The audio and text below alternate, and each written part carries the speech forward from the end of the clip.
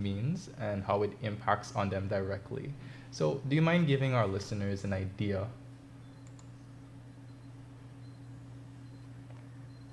Well, the idea of flaring gas is, I mean, it's a lost economic opportunity. One and two, it's of course a problem for climate change. So there are two very good reasons why gas should only be flared or vented in conditions where it cannot be returned routinely to the reservoir below the seabed. So this is quite extraordinary that it has remained in this situation for so long. I remember when, I mean, I've heard lots of different figures about how much gas is being flared, but I think in the early days, I remember there were supposed to be about 180 million standard cubic feet per day of gas coming up. And 160 million standard cubic feet per day was supposed to be going back down. And 20 million cubic feet was supposed to be used in the operations on the floating vessel. I really can't speak to what is actually happening, how much is flared, how much is vented, or even why it's not being returned.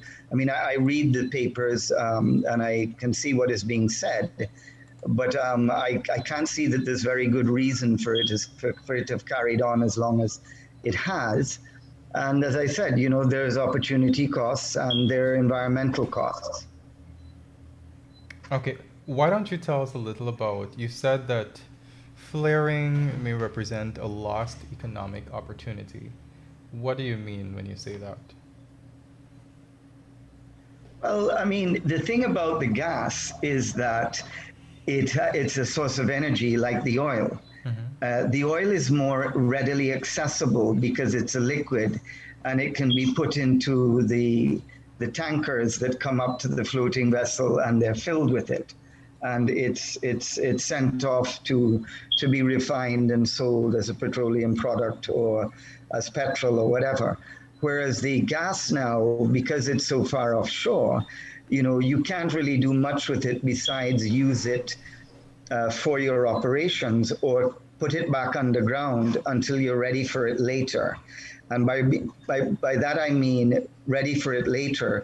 Either you bring it ashore if there's good economic reason to do so, or there are facilities where it could be liquefied offshore.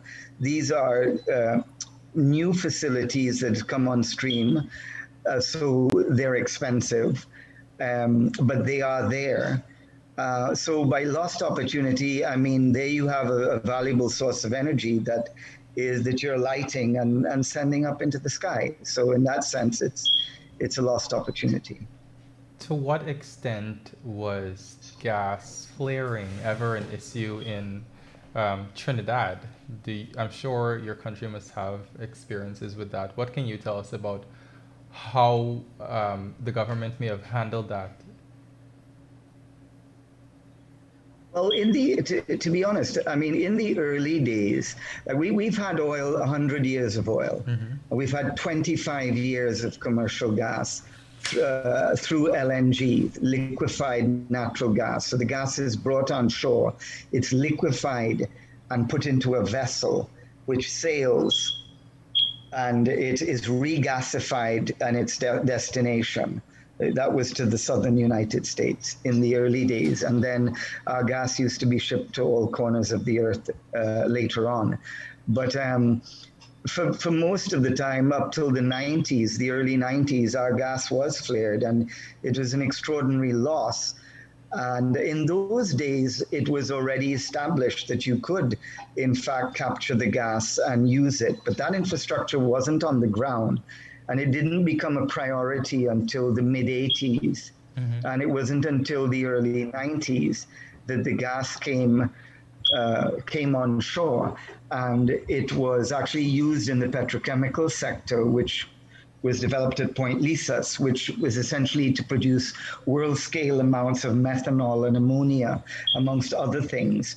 high value products at very large scale for export. So the gas was eventually harnessed and commercialized in that sense.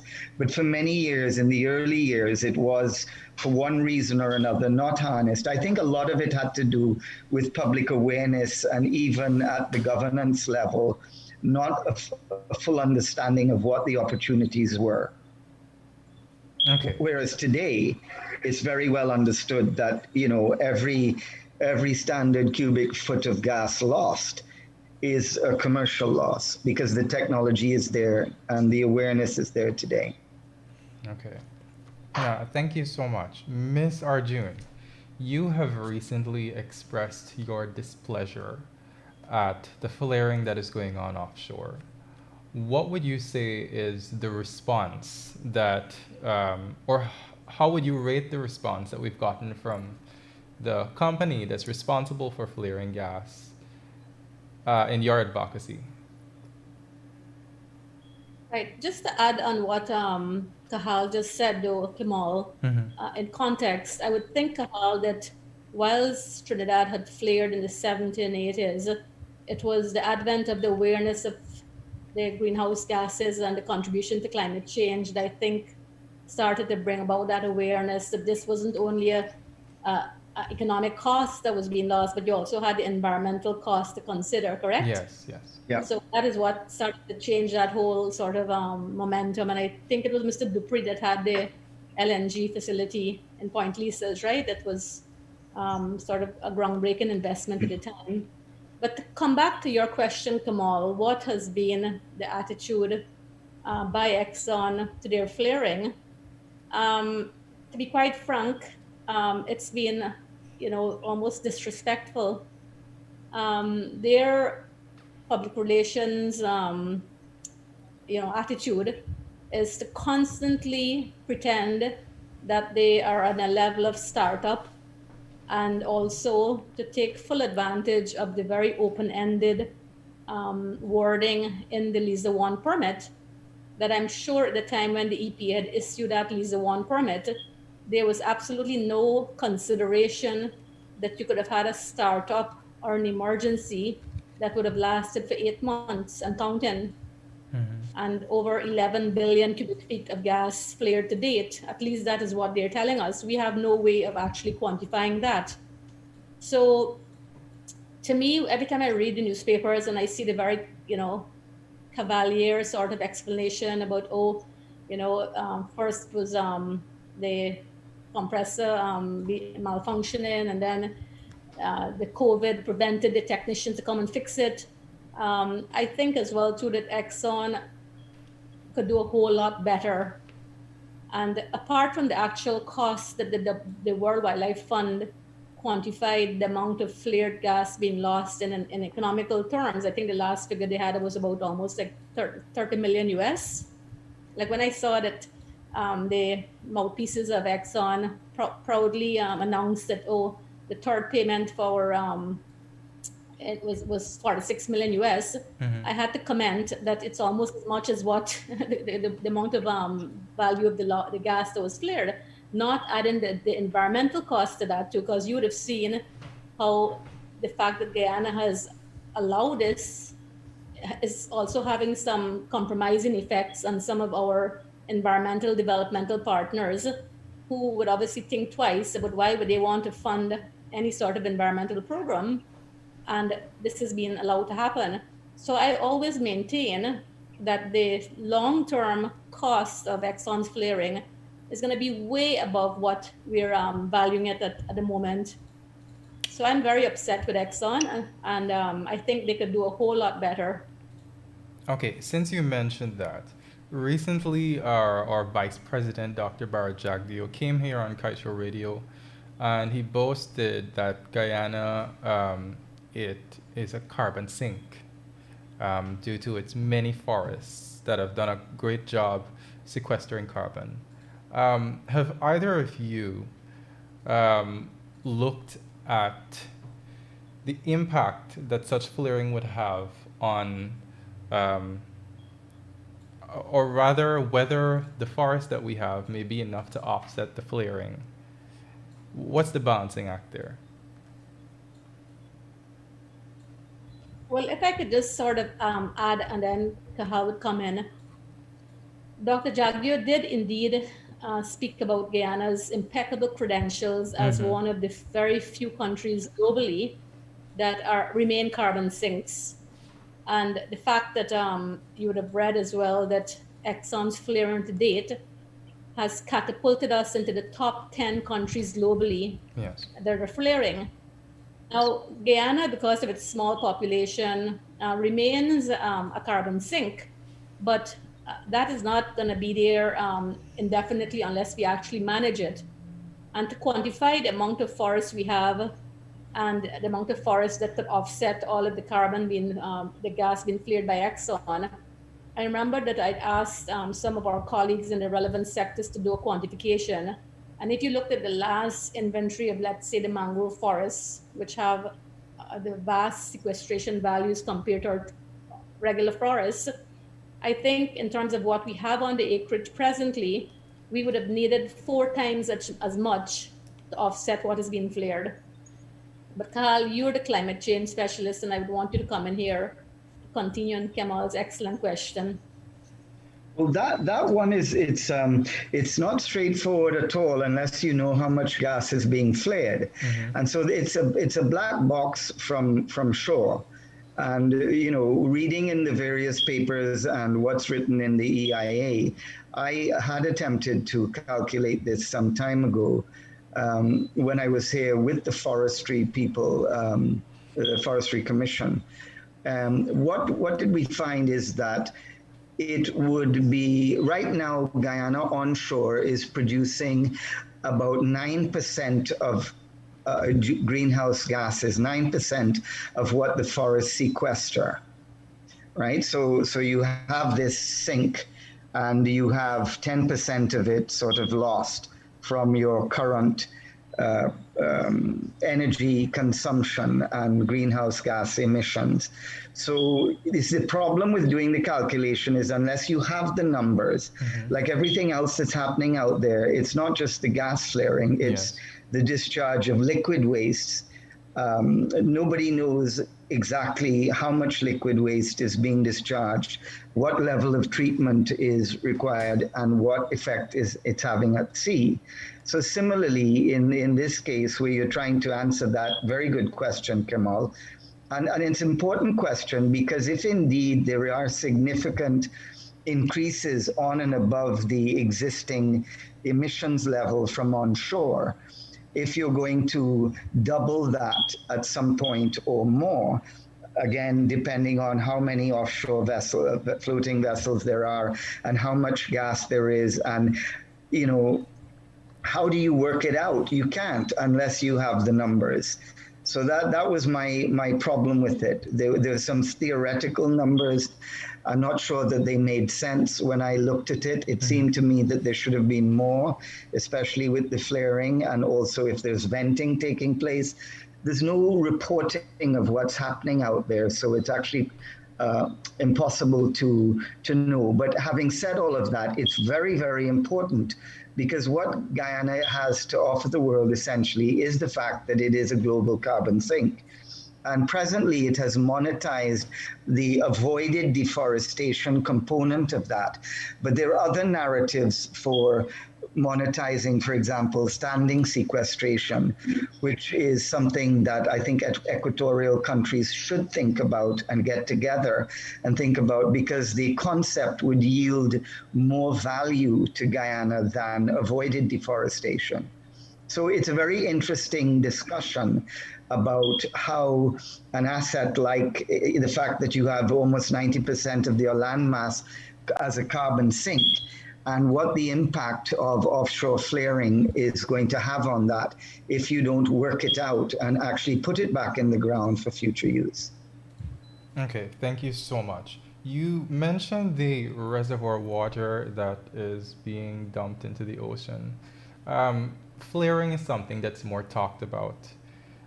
For me, I have had no idea what the danger is of reservoir water being dumped into the ocean. could you give us an idea of what the potential harm could be of dumping reservoir water into the ocean? Well, again, it's another part of the black box. It's not known. You cannot tell from the environmental impact assessment because it doesn't attempt to quantify the amount of water. It does say that it will treat it to a primary and secondary level. The primary level is a skimming effect where you skim the oily waste that's on the water, which is at the top, and then either in a centrifuge or a hydrocyclone or some device that helps separate finer droplets of oil. But the efficiency of it and the amount of it is unknown.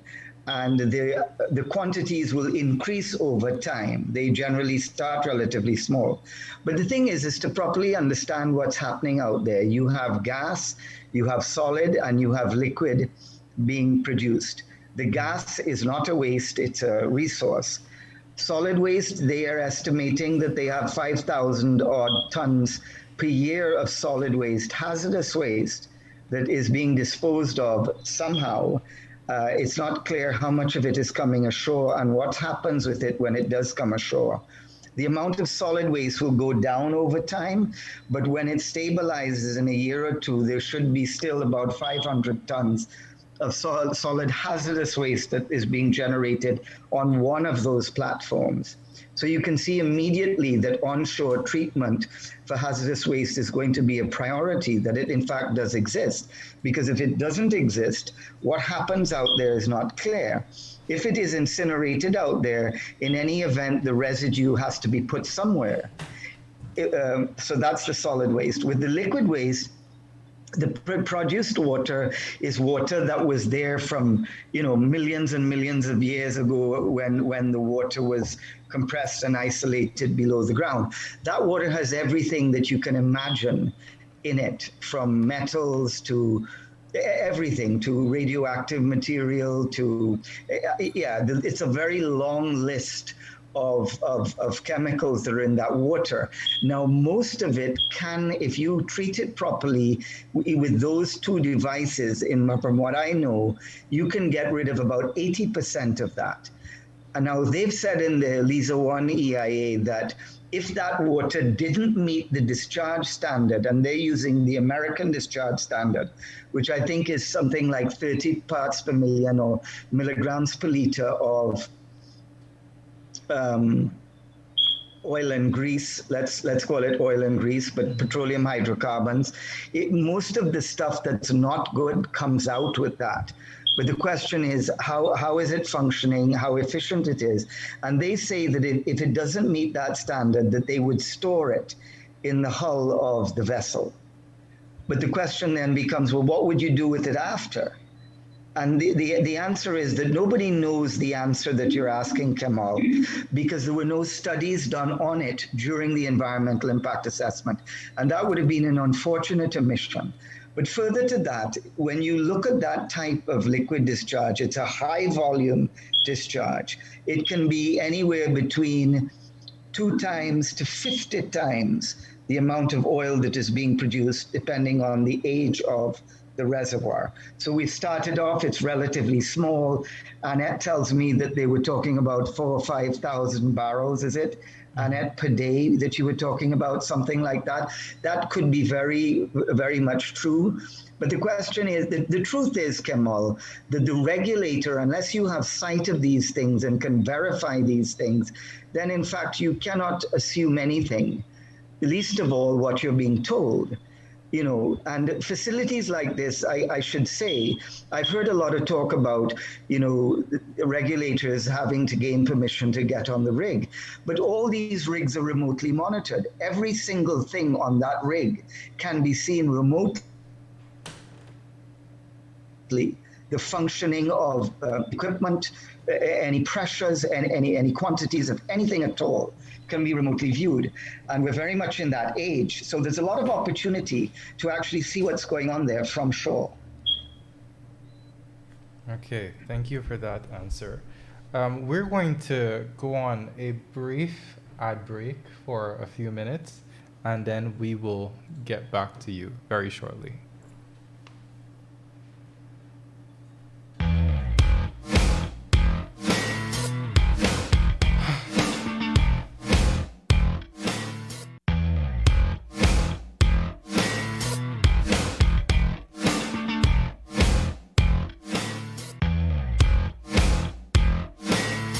Tropical delight, the flavor tasting right, pure taste and pure delight. Orange apple cranberry, fruit punch mango, yes sir, high in energy. Jumping up every day, and I jumping up every night. I think it's back and it's pure taste, pure delight. Energy to unload, behind a truck down the road, the taste going to explode. Tropical delight, pure delight. Let December 2020 be one to remember. Drive away with an Axio.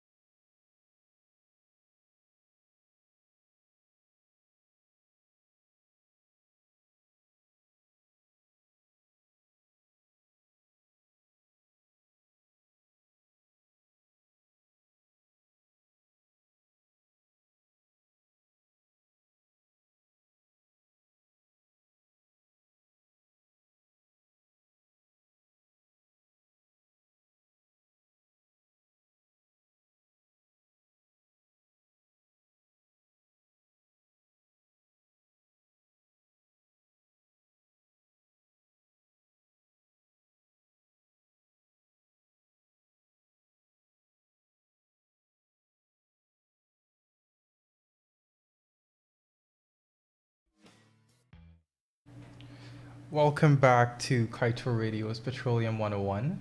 I am your host, Kemol King, and tonight we are talking about safeguarding our natural environment with Mr. Kahal Singh, a sustainability engineer, and environmentalist Annette Arjun Martins.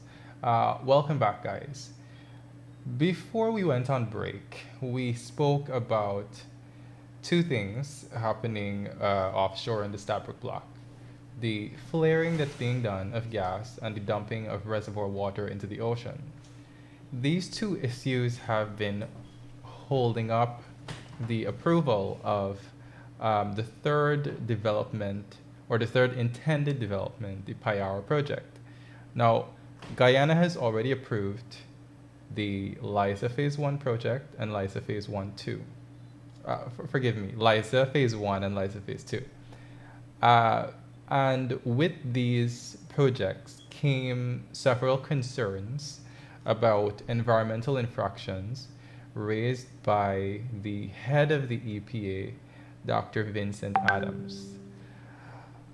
Now, this gets into a wider conversation.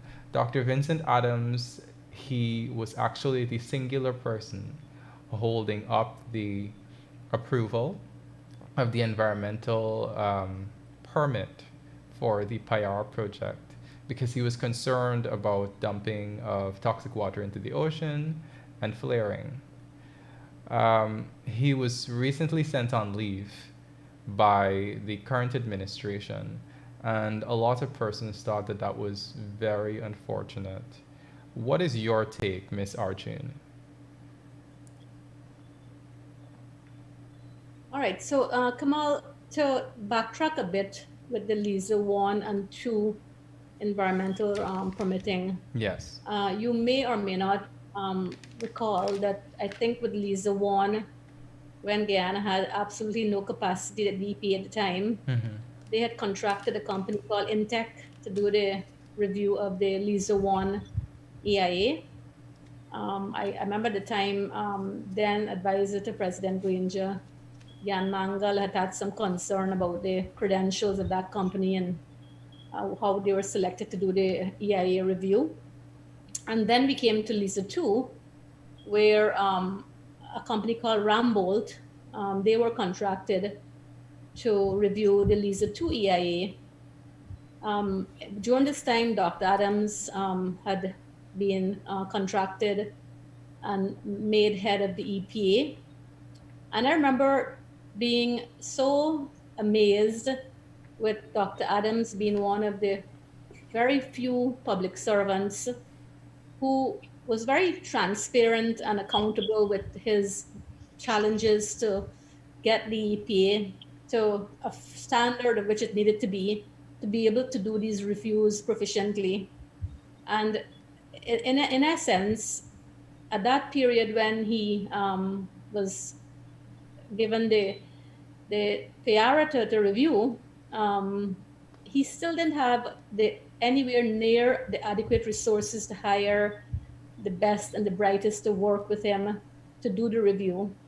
His oil and gas experience and then his 3 decades at the Department of Energy in the United States clearly gave him that amount of knowledge to really scrutinize the nuts and bolts of the Payara EIA, which was when he started speaking out about the fact that the lapses that Exxon had managed to get away with in the LISA 1 and the LISA 2 environmental permit, those loopholes were going to be closed in the Payara. And I think that is when some of the concerns and the ramping up by Exxon, especially during late last year and early this year, about how much the state is going to lose if Payara is not approved, working on their timelines, of course.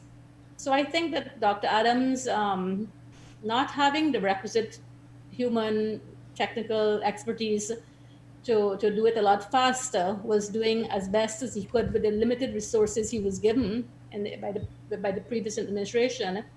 And clearly that became a concern. When I heard that this administration had accepted the help of the Canadian government to have a team do a total review of the field development plan, as well as, I would imagine, the environmental impact assessment, I was hopeful because I had the great fortune to have met Miss Alison Redford at GPEX 2016, I think it was, or 2017. And when I was there asking all of my environmental questions that I got very unsatisfactory answers to, I remember at the time everybody telling us, oh, you know, why are you concerned? Exxon is the gold standard of safety and you should be honored that they're working in Guyana.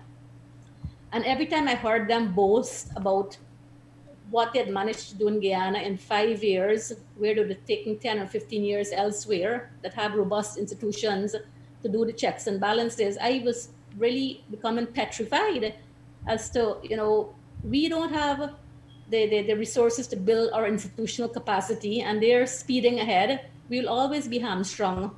So when I was at the GPEX exhibition and Ms. Redford had asked to meet with me, and when I met with her, it was very clear that she was genuinely concerned about the environment and even more concerned about the indigenous peoples and the proper consultation, at which time then there was none. And even presently, there's not enough. So when I heard that she was also contracted by this administration to do the review, and I knew of Dr. Adams's environmental concerns, I thought it was a good thing. And I'm sure that whatever engagements they would have had will count for something. So in terms of him being sent on leave and not terminated, I'm of course an optimist. You know, I know that our present administration campaigned to work with the diaspora with the requisite expertise wherever you know, they find it. President Ali's already started a sterling example by retaining former Minister Greenidge, because, you know, he has that institutional memory and the capacity that we need. So I am, you know, optimistic that, you know, we could have Dr. Adams' considerable expertise put to national use. And of course, in terms of until we hear from Ms. Redford's team what the findings were, we really don't know. The government hasn't made anything public, so we can't really, right now it's just speculation, which I quite frankly prefer not to do. Okay. Now, you raised some very interesting points, and I'm going to get back to them. But on one thing you said, Mr. Singh, you, I understand, have competence in advancing state regulatory instruments for pollution control in the oil and gas sector. We have had an issue recently with ExxonMobil, where the Environmental Protection Agency has decided to fine the company for some small hydraulic fluid spills. And the company has said, you know, we don't think that that is applicable to us. We don't think we should be paying that. And when you ask why, they say, you know, it's not that harmful to the environment. And what we're doing, it is in line with international best practices. Now, we're dealing with a behemoth international company. The oil sector operates very differently from every other sector. I can't imagine a company saying to a regulator, a government, we're not going to pay a fine because we don't think it applies to us. Could you share whether you have had such experience, maybe in Trinidad and Tobago, with that sort of attitude from international oil companies? Well, yeah, so let's stand back and look at that for a sec. I mean, in a nutshell, the Trinidad context, what Trinidad attempted to do was to be a low-cost energy hub to attract foreign investment and make cheap gas available for a world-scale petrochemical sector. So it sought to incentivize the industrialization of our island of Trinidad. And it did that with gas. And it succeeded in having elevated GDP, it succeeded in becoming a world player, and so on. But there were systemic issues that were never addressed within our sector. And they had to do with monitoring whether we were getting value for money. Where none of the contracts that were ever signed were ever public in Trinidad. Guyana is quite unique in that regard, that there is in fact one of your very early contracts is a public document. This is very important and very interesting. And a lot of our transparency work about what was happening offshore came through the Extractive Industries Transparency Initiative, which is also here in Guyana, which is an important body to watch because they monitor essentially value for money. Now, in Trinidad recently, we've been trying to get environmental compliance to also be reported in the Extractive Industries Transparency Initiative. And why is that? I would say that our regulator never had the human capacity to fulfill its mandate. So did we have these kinds of problems? Yes. When there were issues, public interest issues that were raised and in the public domain, and the regulator, there was pressure on the regulator by civil society and public interest groups to address particular contradictions, whatever they may have been, the operator, the developer would call the prime minister and say, we're having trouble with your regulator. I mean, time is money, and you can't hold these things up because of social interest or public interest when there's money to be made. And in every case, the political apparatus was very much inclined to pursue economic interests that were short term. And the regulator, the people involved, the technical cadre of people in there, they had to go along with it, or else they would find themselves without a job very quickly. And that is the nature of our energy sector in Trinidad and Tobago. It's a very interesting and checkered history, I might say, and one that Guyana can learn a lot from. The issue of confronting the EPA in Guyana here, of course, is an extremely difficult one. As you said, a behemoth or, a David and Goliath situation. Yes. And it's made even more complicated by the fact that what's happening is taking place beyond the horizon, out of plain sight. It's not readily, you can't feel it. There's nothing tangible. You hear about an energy sector, but it's not felt yet. The presence of it isn't really felt on the ground and won't be until the land-based source services are ramped up. But let me come to your question and try and give you a short, quick answer there, Kemol. It's a very difficult situation that you're in. I have been through the EIA document for the Liza 1. I think that there are many issues with it, that it would not have passed our regulation in Trinidad for fundamental reasons. The biggest one that I can put my finger on has to do with the issues that we are speaking about, and specifically the cumulative impact of managing liquid waste on the floating vessels. Because what they said in Liza 1 is that they couldn't tell what would happen in Liza 2 and Paria and everywhere else, which by good best practice is not an acceptable answer, because everybody knows it's coming and everybody has an idea of how much oil it's going to produce. So necessarily, they should have documented and created a mass balance around the liquid effluent flows, and they should have looked at the fate and effect of liquid pollution in the sea, and they should have been able to give you the confidence of what they're actually claiming today in the papers. And they haven't been able to do that. It remains a legitimate question, and it should be interrogated in the second review of the current application that it's sitting. And if it's not, then it kicks the uncertainty down to the next approval for the next floating vessel. And I think that that's not a good way to start playing the game. Okay, now.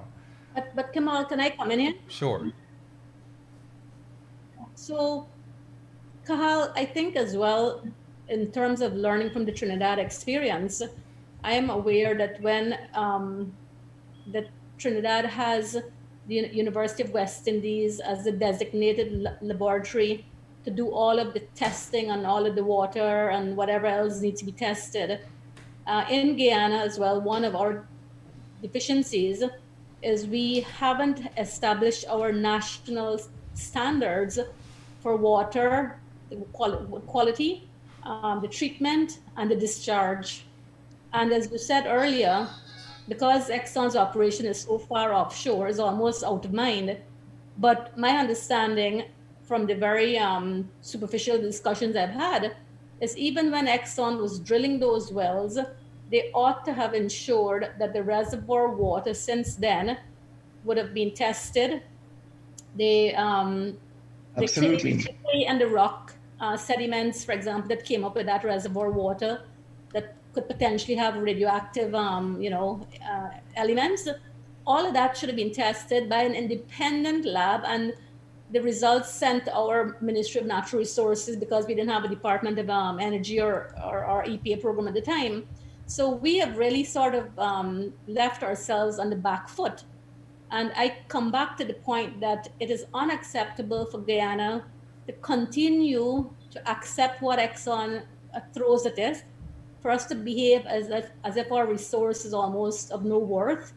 And we need to have strong independent voices saying that these things need to be done like yesterday. Because you are quite correct that whilst we're dealing with Liza 1 right now and the great uncertainties of is the water tested properly and is it treated properly and are they really discharging 4,000 barrels a day and not 14,000, you're right. Nobody's looking at the elephant in the room, which is the cumulative effect. Because the numbers you threw out earlier, that if they're going to be ramping up to 100,000 barrels a day of oil, and you have to get rid of several 100,000 barrels of reservoir water, who's looking at that? So we need to really, we really need to play catch up fast. So this is the thing, there's no baseline. I saw you talk talking about baseline, and the baseline is everything because it's the reference point 20 years from now when Kemol is having this show and we're talking about these things. That's 20 years of data that you could have referenced from to find out where you are. And so what I think needs to happen is that the deficiencies of the EIAs that have passed, they need to be articulated on paper, and Exxon needs to answer them publicly how they're going to be addressed in the EIA that they present. And, even going back to before drilling, I'll say one thing that's very important for this whole energy sector. And, this, Kemol, is a discussion that really, there's a lot of moving parts to this, but I just want to stand back and point something out that was really important in Trinidad for your listeners. Seismic surveys, the technology that is used to determine whether or not there is oil or gas thousands of meters below the seabed, was, according to our fishermen, destroyed their industry, because that technology, which is out there looking for the oil and gas, depleted, according to our fishermen, their fish stock. Now, it was very difficult for them to prove that because there's so many other things depleting the fish stock, including land-based sources of pollution from the rigs. It is pollution coming from all sides, so nobody knows what it is. And we have petroleum hydrocarbons in our fish. We have them in our shellfish, we have them in our shrimp, and we have data that dates back to show levels of heavy metals in our shellfish. Now, it's a different scene for us because our oil is right around Trinidad. Yours is right off there on the horizon. So it's a different scenario. But the baseline was crucial. And in Trinidad, with the seismic surveys, they were doing 3 a year for about 15 years up till 2015. And it was a very important case that went to court. And one of the big things that came out of it is this same question that Annette is posing here. What legitimate certified laboratory was present to verify the results of and the claims that were being made? And unfortunately, the answer was none. And the state, in fact, sent the results of the test that they did to Miami to have it done in Miami. So this is a very important issue in terms of regulation, because if you can't verify anything independently, then you don't have a leg to stand on. And if you go to court over these matters, and they become, sub judice, and the only thing that you have in your hands are your environmental regulations from the mid-90s and your guidelines for regulating the environmental impact assessments, you don't go to court with very much. In Trinidad, we have a very important document that stands between the act of the mid-90s, your Environmental Act, and the guidelines that you have to approve projects. And that's a policy document that's comprehensive, and it is a valid document in court, as long as the act recognizes policy as law. These are major gaps in your regulatory apparatus. So what Dr. Adams was trying to do essentially was to engage in a battle with a very small weapon in his hand against, as Kemol is saying, a juggernaut. So there are systemic problems and contradictions in what we're attempting to do here. In the very short term, just going back to what I said before, I think that all the defects of the first two EIAs and the permissions that were given should be contextualized in terms of this particular application, and that Exxon should answer them to a team of people, publicly. I mean, I think that's the only real way to deal with it. And if indeed that they are dealing with produced water effectively and meeting the American standard, I think, and they can justify that, they can prove that, and you can verify it independently, and you feel that that's a mechanism that you can put in place for the rest of the 20 years that they're going to produce oil, then that's what needs to happen. You know, you're at a teething stage with a lot of very big and important issues. And unless the state is willing to confront them in the public interest, in keeping with the law, because the law does require the state to confront them. The act that you have is a very powerful act. Compared to Trinidad's act, I would say the Guyanese Environmental Act has attributes that we don't have. The things that are very important, that can be used. The problem is that that act was written before a hydrocarbon sector was imagined, far less operational and producing out there. And suddenly there's a timeline, and you have Exxon who's pressing you into giving them their permit, their authorization.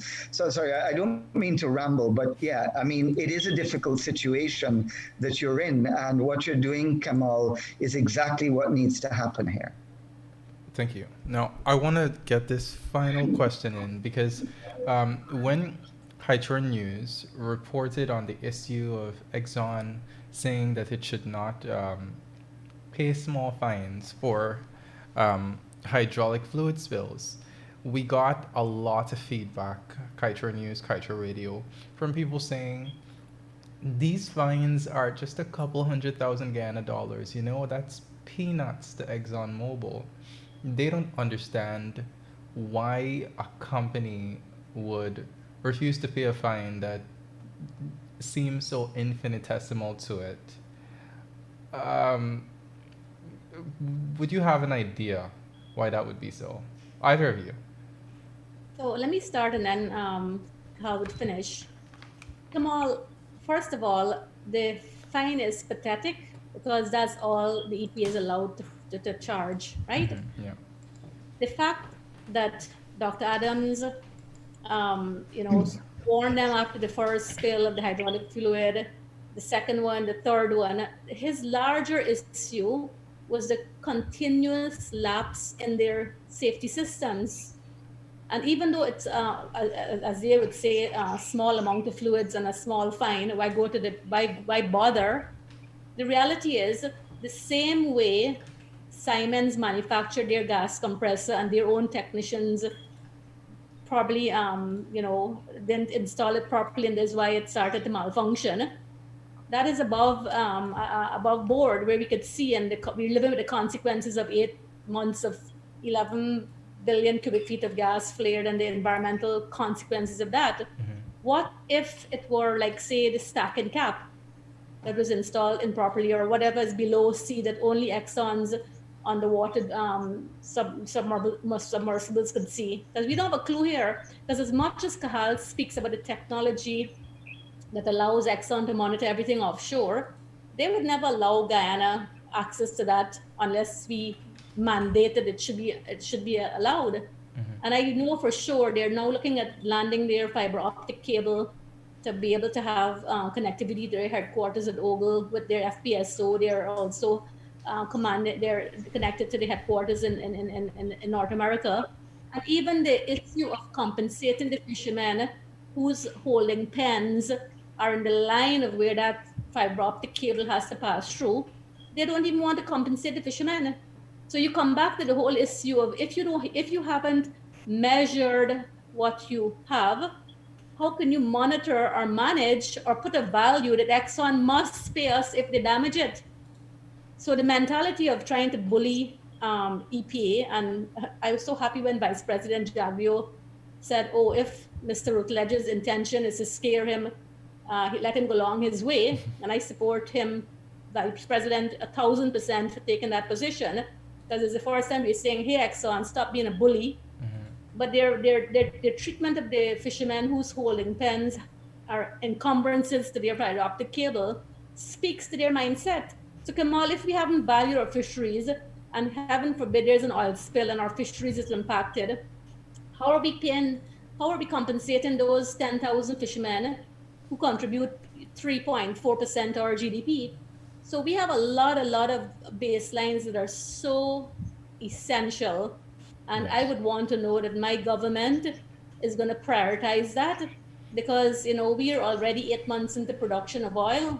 And if we don't have those baselines to check the water's quality or the air quality or the hazardous waste impact, whatever, we can't go to court and litigate with good faith, right? We have to have solid proof. So I'll stop there, Kahal, and you could come in. Well, Kamal, I mean, you're asking, what is it, the art of war? Is it? I mean, you're asking a question, why would somebody fight over peanuts? Mm-hmm. You know, why would somebody resist paying a peanut fine? And I guess you would have to answer that, Kemal. I think you know the answer. It's a strategy. And it's but why, and what's the purpose of that strategy? Why do that? Why infuriate the people like Annette and your awake sort of civil society sector, let's say, or your regulatory people or the government or anybody who's aware and looking at what's going on? Why bother to do that?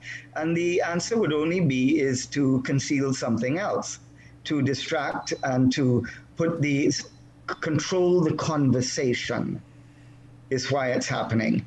And there are other conversations happening, Kemal. I know you're somebody who could very readily put these things together on paper and see what's going on in front of you. And then you ask your question as to why it's happening. And maybe there's a room full of elephants. I mean, I don't want to be the one to pronounce on that because I'm not sure that it's my position to. But it certainly is worthy of questioning. My interest and my position is that the regulatory agency has the capacity to enforce the laws of Guyana. And where the laws of Guyana need to be strengthened, they need to be rolled out at top speed. And that there needs to be good faith on all sides to make sure that the best interest of Guyana is served in the long term. And that not only has to do with protecting your environment, the impact of the oil economy on Guyana itself can have catastrophic effects if it's not handled properly. I mean, the polite term for that is the Dutch disease. But Trinidad used to produce food. We stopped producing food. Our productive sectors collapsed when we started to gain oil revenue. And there's a long history of this across the world. And the only people who have succeeded in an oil economy are those that have wisely invested the monies that are in the natural resource fund that you have set up. And you've invested it in productive sectors that earn export money, that earn foreign exchange. And if you don't do that, that's another downfall. So there's a complex suite of issues here that are going on affecting all sectors with the advent of oil. And as you're the one that you're pursuing, I think there is an interesting nexus between climate finance, flaring, and agriculture, and the idea of, for example, this is one of the things that I had left with the Office of Climate Change that I feel very, very deeply about, is that there are real opportunities for Guyana to produce bioplastics out of rice husk, which is presently wasted in Guyana, to disrupt the fossil plastic market in Caribbean tourism. In the tourism market in the Caribbean, Guyana has to be able to use the oil revenue to generate foreign exchange in other sectors, or else it will become a consumer society like Trinidad and abandon food production. And 100 years later, after we've had oil, 25 years of gas, Trinidad is food. We don't produce food, and we're broke, and we're going to borrow money. And so something about our experience must resonate across Guyana about what the sustainability challenges are. Okay, thank you very much, Mr. Singh. We've come down to the final moments of our show this week. I want to thank both of you for joining me in this discussion tonight. Before we go, I would allow both of you a moment to make any final comments that you wish to make. So, Kamal, when we had the disastrous Macondo incident, some people know it as Deepwater Horizon. Yes. What came out of that was the whole principle of the common good. and that the environment is everybody's business. And the only way that the environment could be everybody's business is if we have transparency and accountability in this new sector. So if you look at the Norwegian model, for example, where field development plans are in the public domain, where people could have access to them, scrutinize them, have their questions addressed. I remember in December 2019, it was either you or Kiana had asked our Department of Energy if it were possible for that to happen with the Payara documentation. And it was like if you guys had asked unthinkable, because the usual excuse that I hear from the oil industry is the confidentiality issues and proprietary issues. Well, times have changed, and with the need for us managing this new sector in a transparent and accountable way, to prevent all the issues we have heard about for the past 5 years from all the countries that have failed around us, there needs to be, accountability and transparency, and us, the public, having access to information that we could actually question those in authority or the companies themselves on areas we need to be aware of. And I cannot end before I thank you again for the excellent job that you're doing. And Kemol, you are an extremely brilliant young man, and you ask all the right questions, right? They're telling you to please continue, and I'm sure, speaking for myself and Kahal, I'm sure would be willing to come back online as well too, so we could have a longer conversations, because there's a lot of other things I wanted to touch on as well. And I would just end to say, Guyanese, right? What we have is very valuable, and let us start behaving as such and not just accepting bullyism from Exxon or any other company that comes to Guyana and tries to treat us with disrespect. We have a remarkable legacy of managing and the environmental stewardship of our terrestrial resources, our forests. We could do the same thing in our marine space. And let me close by saying, I am not anti-oil, the oil industry. I'm for the development of the oil industry in an environmentally responsible manner. So thank you, and stay safe, Kemol. Thank you. Mr. Singh?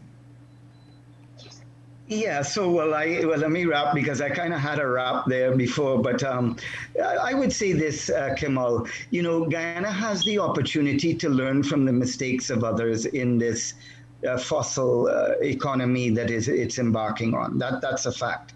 The other thing is that one of the most important things to realize is that everything is energy, and fossil fuels are one form of energy. And we are at the tail end of that experience as a human species because of climate change. And what that means is that every drop counts. Every drop counts. So if you are developing these fields and you are going to use the remains of once living things to turn on lights and to drive cars, which are fossil fuels, then do so with the absolute respect and understanding that you're using it in the twilight of the era of that material as a fossil fuel, as a fuel source. But there are other fuel sources, and they're in front of us.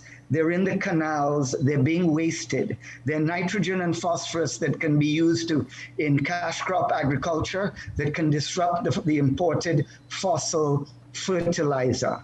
Guyana can become a fossil-free country and make money off of its fossil reserves. And it can do that by looking around and realizing all its assets. And I've been here for a year, spent a year looking at exactly this question. And I think that there are enormous opportunities for Guyana to radically transform itself and become a very sophisticated and developed country. But the thing is that it's not an easy jump to get there, because you have to have a strong public interest advocacy. And of course, you have to have strong public interest government. And of course, the only way that that works in the fossil sector is that you have strong regulations to make sure your best interests are always being looked after, whether it's the amount of money that they say is being spent, the amount of oil that's coming out of the ground, the amount of gas that's coming out of the ground. and the amount of money it's being sold for. We in Trinidad have had extraordinary problems with insider trading, with transfer pricing, with complete loss opportunity of what we had. And we have an enormous amount, as I said, to offer Guyana in terms of that history. Not just the history of success, but the history of how is it that after 100 years of oil and 25 years of gas, the Trinidad and Tobago's economy is where it is today. But in any event, thank you very much. And I look forward to another opportunity to go into some details about very specific things. And if that comes, I'm always very willing to be there. So good man and good night to you, Annette. All right then. I want to say to Ms. Arjun, thank you very much for your very kind comments. I had a good discussion, and I do hope to have both of you on here because I do not think that moving forward there will be a shortage of environmental issues to discuss in the context of the oil and gas sector. To our viewers on our Facebook Live and our listeners on the radio, thank you very much for tuning in. Petroleum 101 will be aired every single Tuesday night at 8:30 p.m. right here on 99.1 and 99.5 FM. So thank you. Good night. See you next week.